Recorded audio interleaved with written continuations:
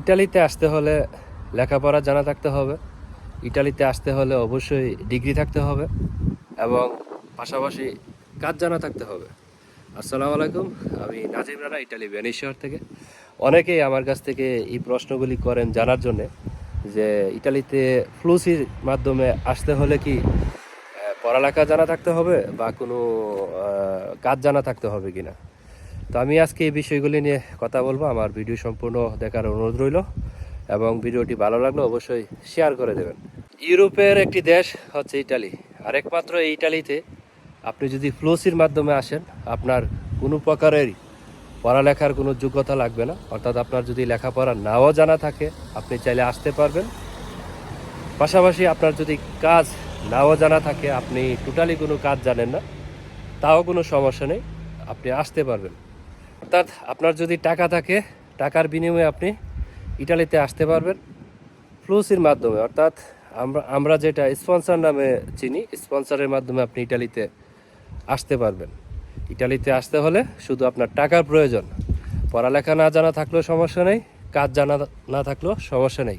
তবে যদি আপনি কাজ জানেন, আপনার জন্য একটি প্লাস পয়েন্ট, আপনি এখানে আসার পর অতি সহজে আপনি কাজ পেয়ে যাবেন। আদারওয়াইজ আপনার কাজ পেতে একটু সমস্যা হবে, বাট কাজ জানা না থাকলেও আসতে পারবেন।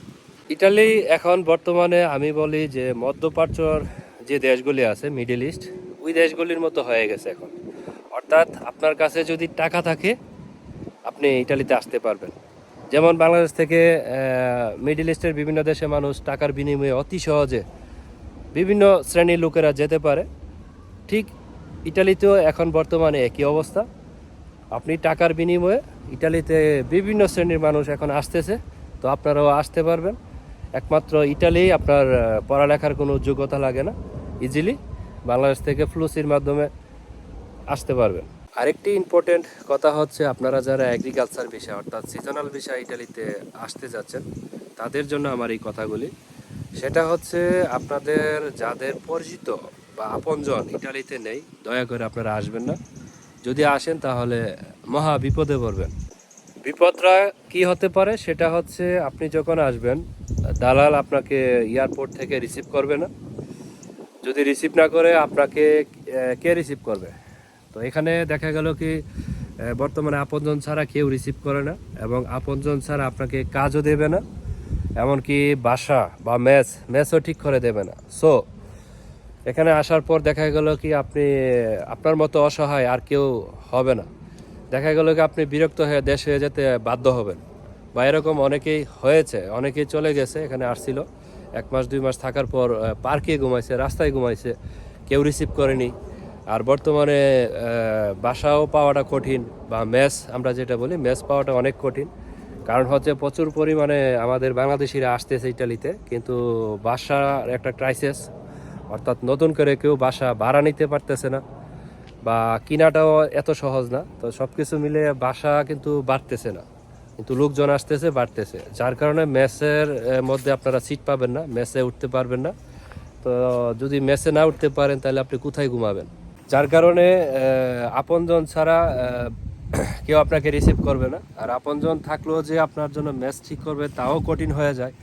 অনেকেই কষ্ট করে ফ্লোরে ঘুমাচ্ছে এখন, বা বিভিন্ন ওয়েতে ঘুমাচ্ছে, কষ্ট করে ঘুমাচ্ছে।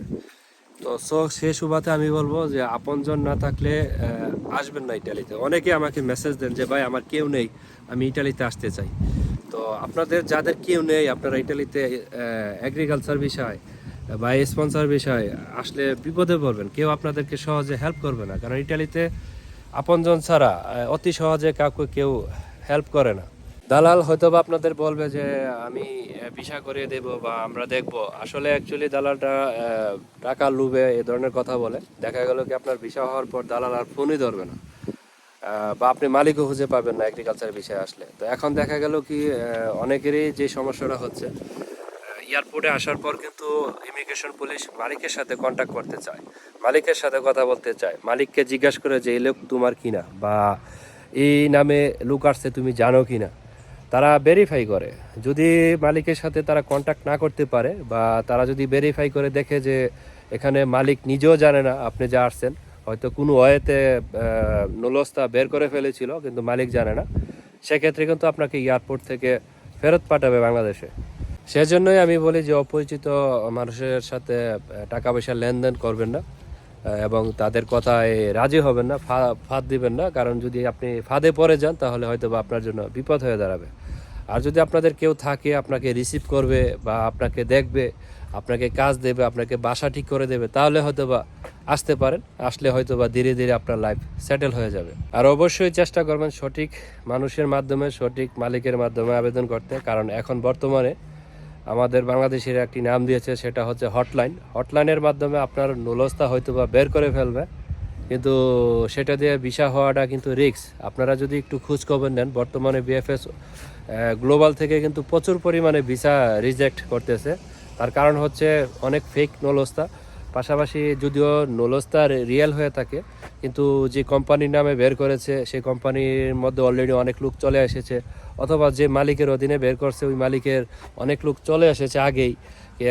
এখন যে নলস্তাটা বের করা হয়েছে সেটা মালিক নিজেও জানে না।